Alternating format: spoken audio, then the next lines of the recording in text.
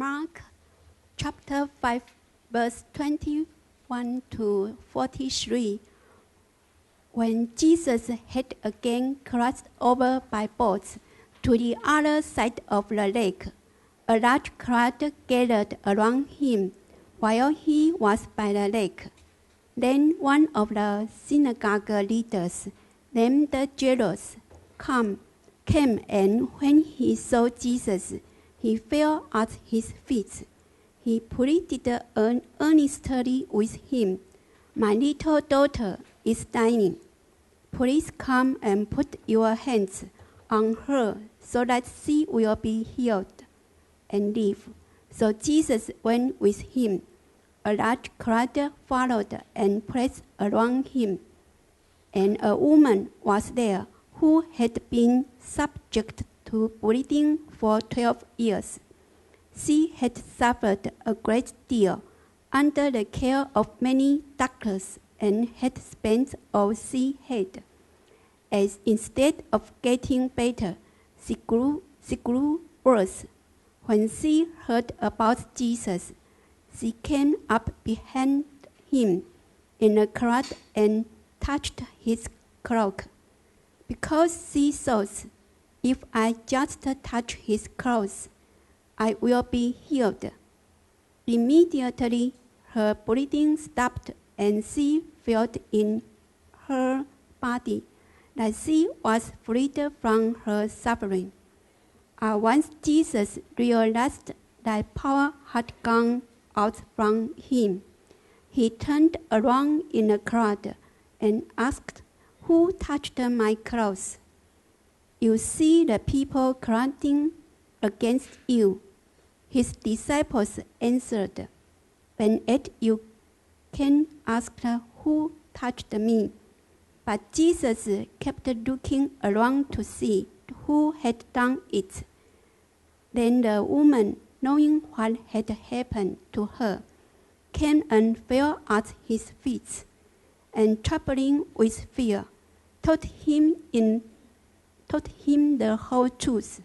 He said to her, "Daughter, your faith has healed you. Go in peace and be freed from your suffering."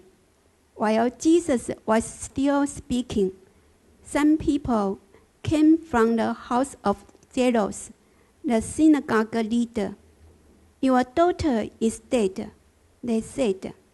"Why bother the teacher anymore?" Overhearing what they said, Jesus told him, "Don't be afraid, just believe."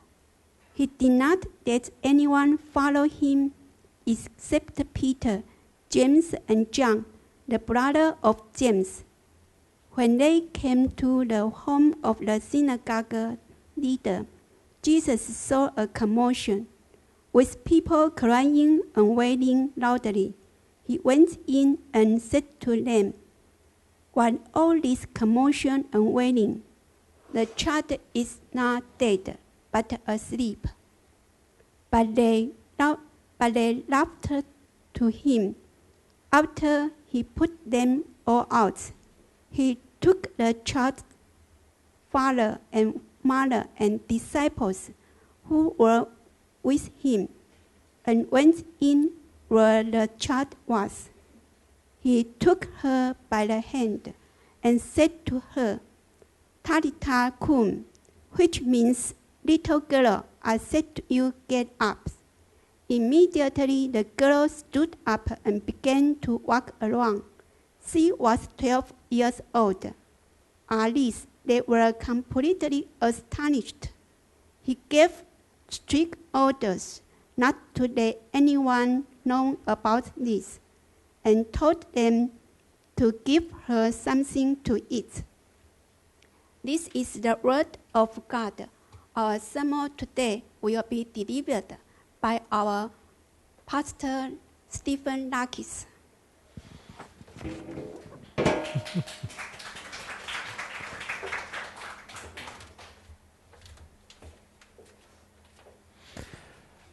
The grace and peace of Christ be with you all today.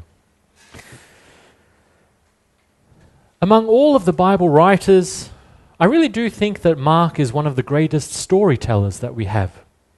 He has a real talent for weaving together stories full of drama, stories full of action, tension and excitement, stories that really pull us in and make us want to see what will happen next. Today, Mark tells us one of the most dramatic stories, one of the most important stories in the whole gospel. Today he tells us a story of two daughters. As is usually the way for Mark, the action starts immediately. Jesus and his disciples are coming back from their boat trip, but as soon as they touch the land, it all begins. Jesus hasn't even had a chance to leave the beach before a huge crowd gathers all around him. The people press in, they crowd around him, desperate to be near Jesus, desperate to see him. When all of a sudden, something really remarkable happens. Suddenly, someone really remarkable arrives. Out of the crowd, a man walks forward to confront Jesus. Before we even know his name, Mark tells us his title. Mark tells us his position. This man is a synagogue leader. Now, we're far enough into the story of Jesus to know that when religious leaders come and confront Jesus, it usually means bad news. Over and over again, we've seen how the Jewish religious leaders, the scribes, the lawyers, the Pharisees, the officials, how they come and accuse Jesus, how they come and attack Jesus, and even plot ways to kill him. Now, Jesus has hardly had a chance to step foot on dry land, and already the synagogue leader approaches him out of the crowd. But instead of bringing an accusation against Jesus, instead of criticizing him like the other religious officials had done, Jairus, this synagogue leader, he comes and falls down at Jesus' feet. I imagine the people there, the people crowding around Jesus, I imagine they can't believe their eyes at what they're seeing. Later in chapter 6, the people in Jesus' hometown just dismiss Jesus. They call him a construction worker. He's just a handyman. He's just a nobody. He's someone who works in the town. Just some ordinary working man. But here this high-ranking official, this high-ranking religious official from the synagogue, he comes and he throws himself at the ground before Jesus. He throws himself at Jesus' feet, at the feet of this nobody. What's he doing? Why is he embarrassing himself in front of all of these people? Jairus throws everything aside. He puts aside all of his honor. He puts aside his social status because of a great love that he has. Because of a great love that he has for his daughter. Maybe others see Jesus as an ordinary workman, but Jairus thinks he knows better. Jairus knows that Jesus has the power to heal his daughter, and this is his last hope. He throws himself on the ground and begs and begs and pleads with Jesus over and over and over again. He begs for the life of his daughter. Those of us who are parents probably know this feeling. We know the desperation that comes from having a sick child at home.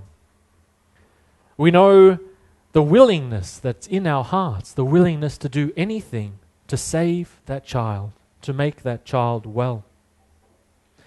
That's because great love naturally leads to a great fear. We are afraid of the horror that comes with illness and death. We're afraid of the horror that comes with the idea of ever having to lose a child. The terrible fear of having to watch one's own children pass away. So we search We search for any possible way to help them. We search for ways to protect them.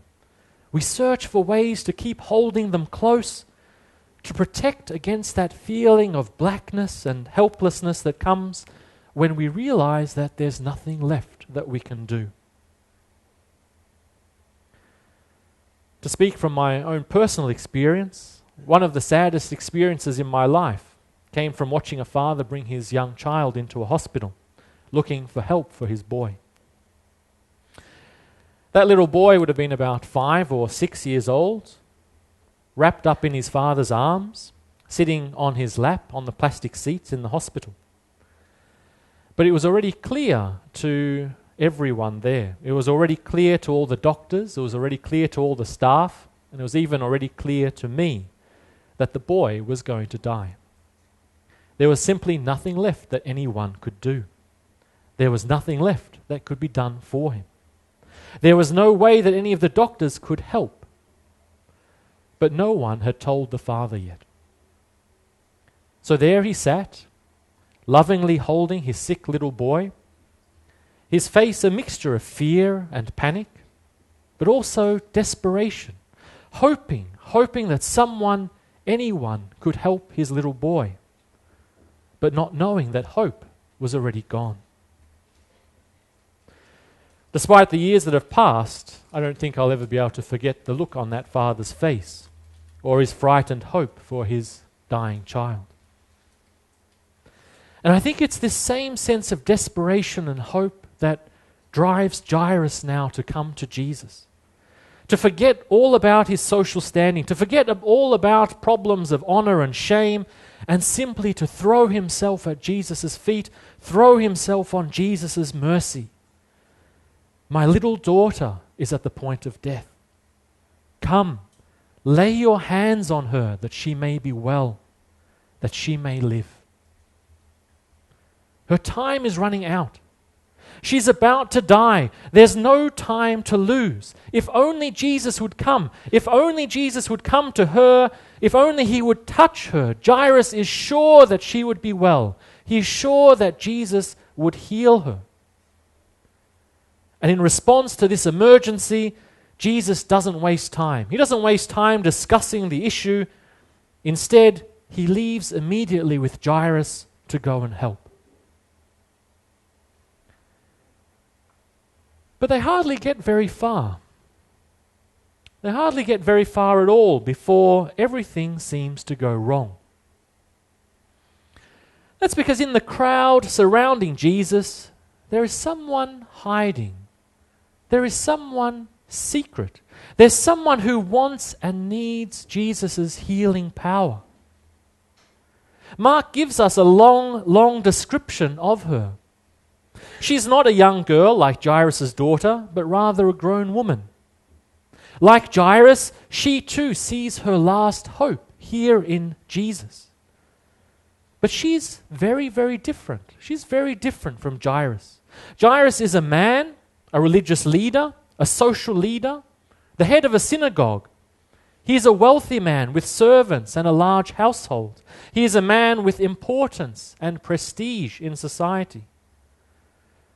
But this hidden woman, this hidden and secretive toucher in the crowd, she's exactly the opposite. She's a woman and at the bottom of the social hierarchy. She's invisible in the crowd. No one spots her there. She's not even given a name. And she has been bleeding for 12 years. To those listening to Mark's story, it would have been immediately clear what this problem meant. For a woman to bleed constantly for so long meant that she could never bear children.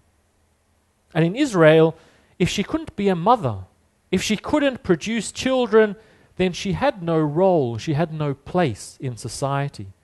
She could never be married. She could never be accepted into a home.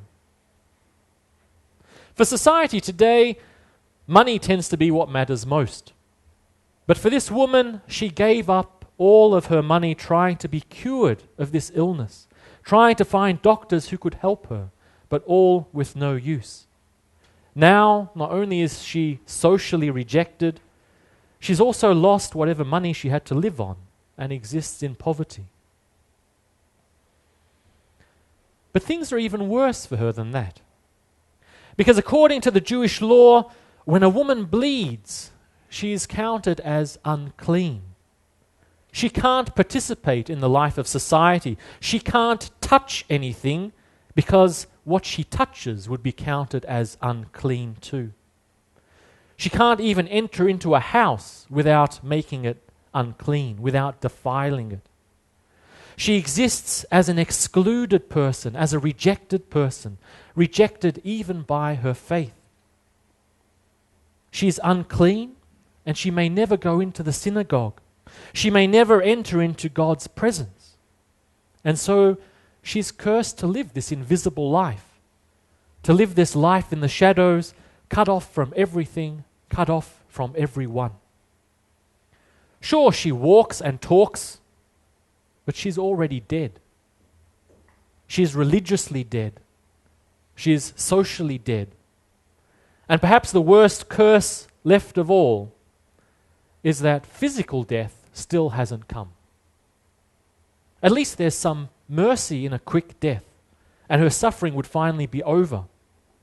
But here her chronic illness, her chronic sickness, leaves her as this type of shadow creature, trapped on the edge of life, waiting for death to come.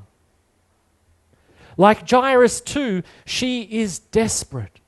She is desperate for healing. Like Jairus, she needs a miracle. She needs the power of God to help her. And so she does something shameful. She knows Jesus is a holy man, and she knows that she is unclean. She knows what the law tells her. If she touches anything, she will contaminate it.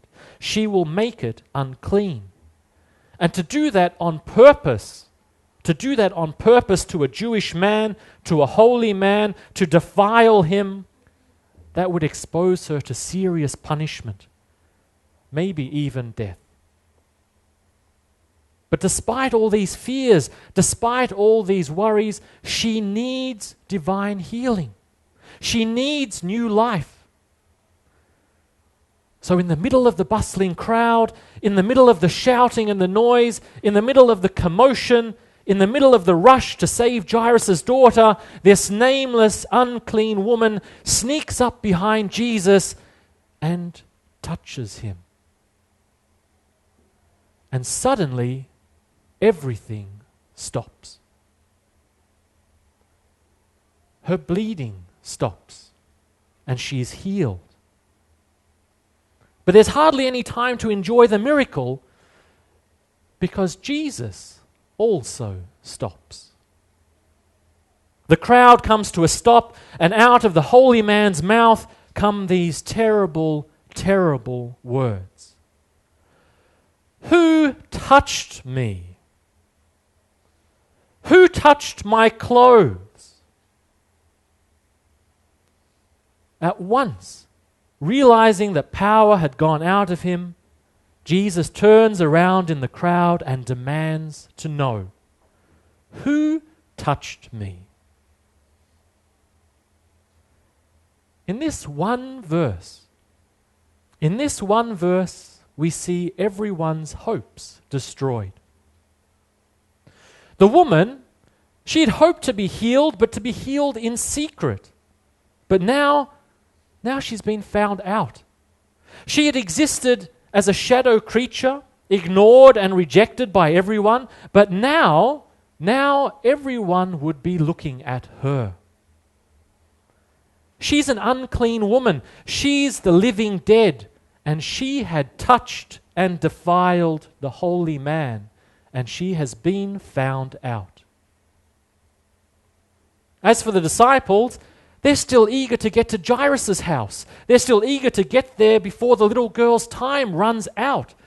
She's on the brink of death, Jesus. There's no time to lose here. But their hopes, and Jairus' too, most likely, begin to fade as Jesus stops, stops everyone in the middle of the road and demands to ask what is seemingly an insane question.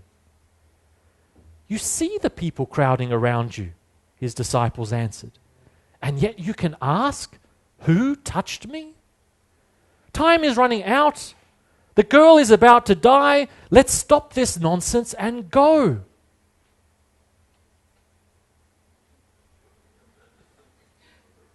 But the hopes of those listening to Mark's story, their hopes have already been destroyed too.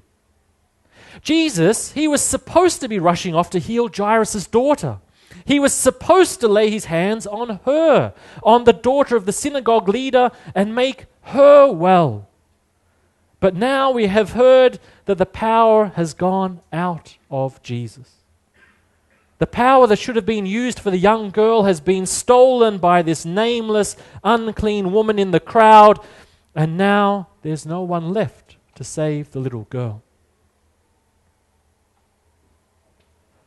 "Who touched me? Who touched me?" In fear and in trembling, the woman realizes that she's been caught out. In fear and trembling, she comes forward to Jesus. And this time it's her turn to fall at Jesus' feet, to confess everything, to wait to receive her horrible punishment. But no punishment comes. Jesus doesn't punish her. Instead, Jesus does something incredible. He doesn't yell at her. He doesn't accuse her of making him unclean. Instead, Jesus turns to her in kindness and calls her daughter. This woman who had been excluded, this woman who'd been rejected, who had suffered a living death, pushed out and away from the people that she knew, pushed out and away even from God, she gets welcomed back into life, welcomed back into society, welcomed back into family. She's no longer an outcast. Now she is a daughter. Her life is healed. Her life is saved. She's been brought out of the shadows of death and born into a new life. A life of wholeness. A life of completeness. She could never have dreamed for a more wonderful end. A more wonderful end to her story.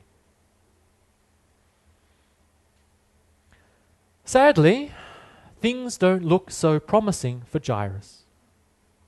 Jesus was supposed to be rushing to save his little girl, rushing to get there in time. But now her time has run out. While Jesus is still speaking to the woman, messengers from Jairus' house come with the bad news. The worst has happened. His daughter is dead. While Mark doesn't tell us Jairus' reaction, it's not hard to imagine the blackness and the hopelessness that would swallow up any parent that had to hear this terrible news. For the messengers, for them, it's over. Death is the end of all hope. While the girl was still alive, maybe there was something that Jesus could do. But now what's the point? Jairus, your daughter's dead. Why bother the teacher anymore? There's nothing he can do. Death has won. A father's love for his daughter has finally failed, and he's lost her. Love might be a wonderful thing, but in the end, it seems like the blackness of death just destroys everything until there's only sadness and tears left over. This is the message that the people of the house bring to Jairus. Death wins. And once death has won, there's nothing left for anyone to do. Nothing left that anyone can do. You might as well just give up. But this isn't the message that Jesus has for Jairus. Reaching through the blackness and the fear, he simply says to Jairus, don't be afraid. Just believe. Don't be afraid. Just believe. But is such belief possible? Is it really possible for us to still believe in hope after death? By the time they get back to the house, the funeral has already started. In ancient Israel, it was common for people to be buried on the same day as their death. And here, the people have already begun with crying and weeping. Jesus tries. He tries to convince the people that the girl is just sleeping. She's not dead, she's just asleep. But they laugh at him like he's an idiot. They believed what many of us believe too, that death is the end. It's the end of life. It's the end of hope. This whole time, I can't help but think how heartbreaking it must have been for Jairus. How heartbreaking for him to finally see his dead child at home. He wasn't there when she died. He wasn't by her side. He wasn't there to hold her in his arms or hug her as she passed away. And now he is forbidden from touching her. He is forbidden from being with her. Again, according to those religious laws, the girl is no longer a daughter, but a corpse. And to touch a corpse is forbidden. To touch a corpse is to be made unclean. And for Jairus, to be unclean would mean that he could no longer perform his duties in the synagogue. The laws of purity, the laws of holiness, keep him away from holding one last time the girl that he loved so deeply. But for the second time in this story, Jesus shows that He, the Holy One, He, the real pure one, the divine one, He has no fear of uncleanness. Jesus doesn't even recognize the limits of death. The limits that hold back others are no barrier to Jesus. Instead, Jesus breaks through the law, He breaks through the sadness and the fear, He breaks through the blackness and the panic. He walks up to the girl, and again, He does something absolutely incredible.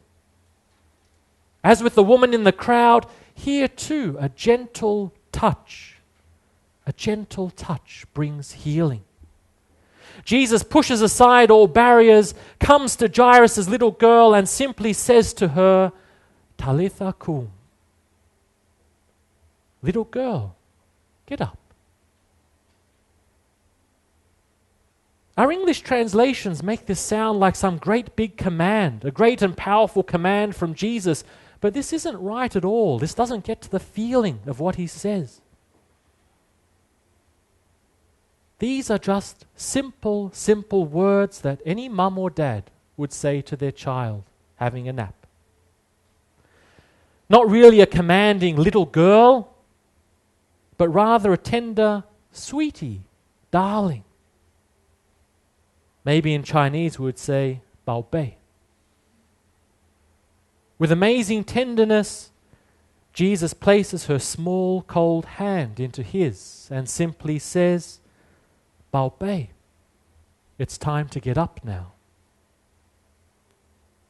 And immediately, she gets up.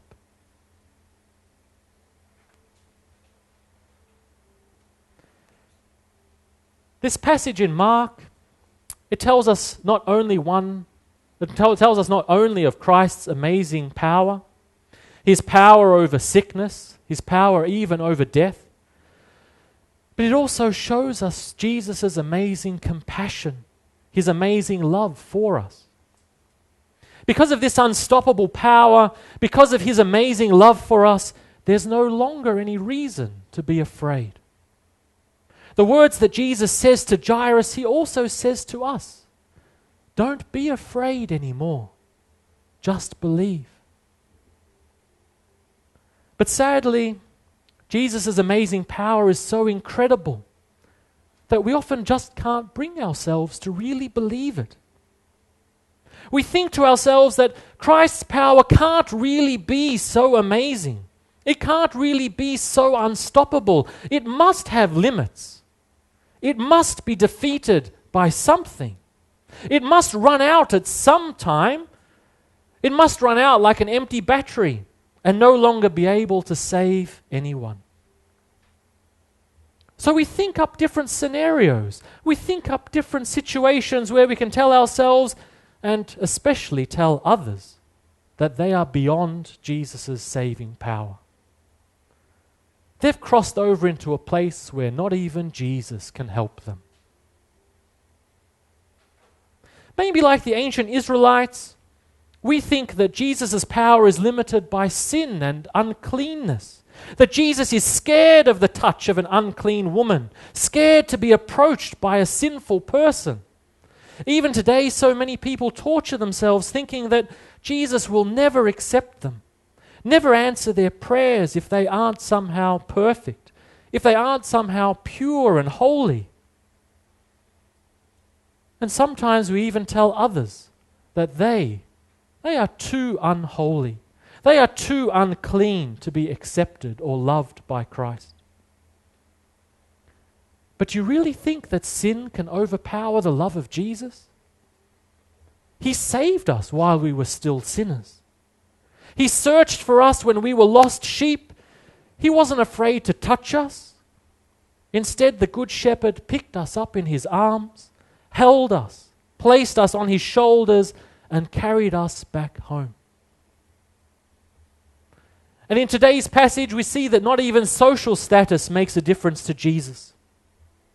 Jairus is a wealthy and important man. The bleeding woman, an unnamed nobody. But to Jesus, they are both simply children in need. Jesus' healing power comes to us all. It is given freely to everyone. That's what Mark stresses here in this story. Jesus' unstoppable power. Jesus' unstoppable saving power is given to everyone, regardless whether they are rich or poor, regardless whether they are male or female, and most amazingly of all, regardless of whether they are alive or dead.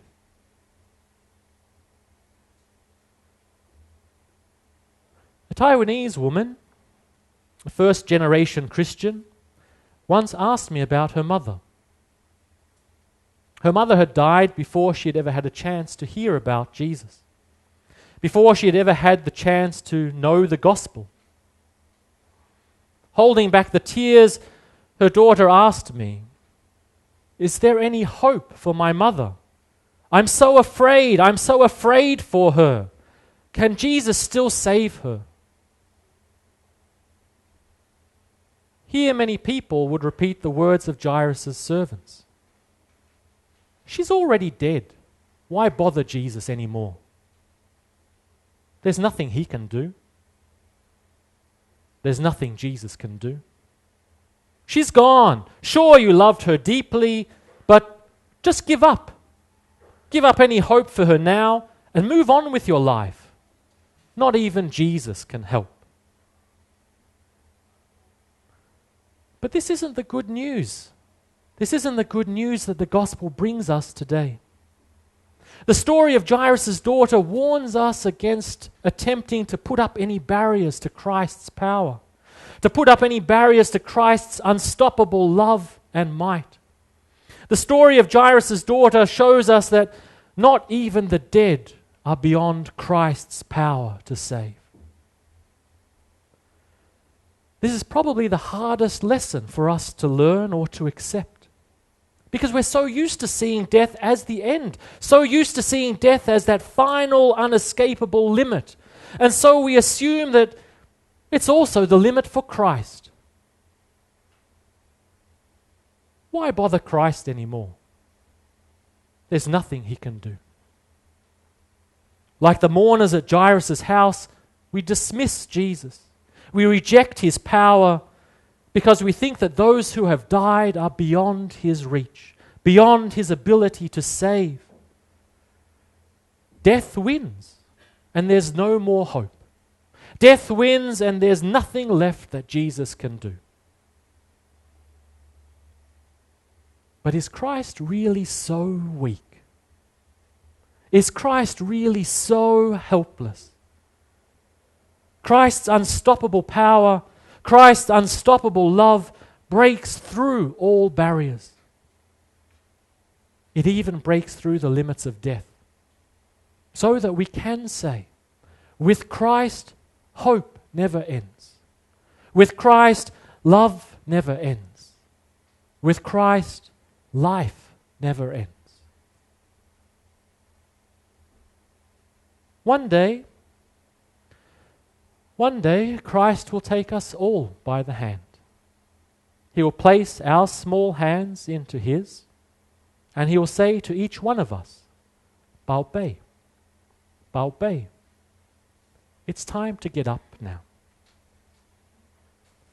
This is the unstoppable power of Christ. Let's pray together.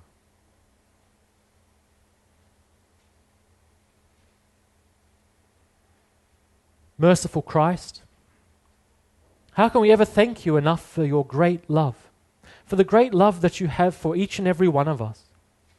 There is nothing in heaven or earth that can ever separate us from you. You search us out wherever we are. You never give up on us. You never abandon us. Even death is no limit to you. So help us today to trust in you. Help us today not to be afraid. Help us to believe in you, to fall at your feet and depend on you. Help us with your Spirit. In your holy name we pray. Amen.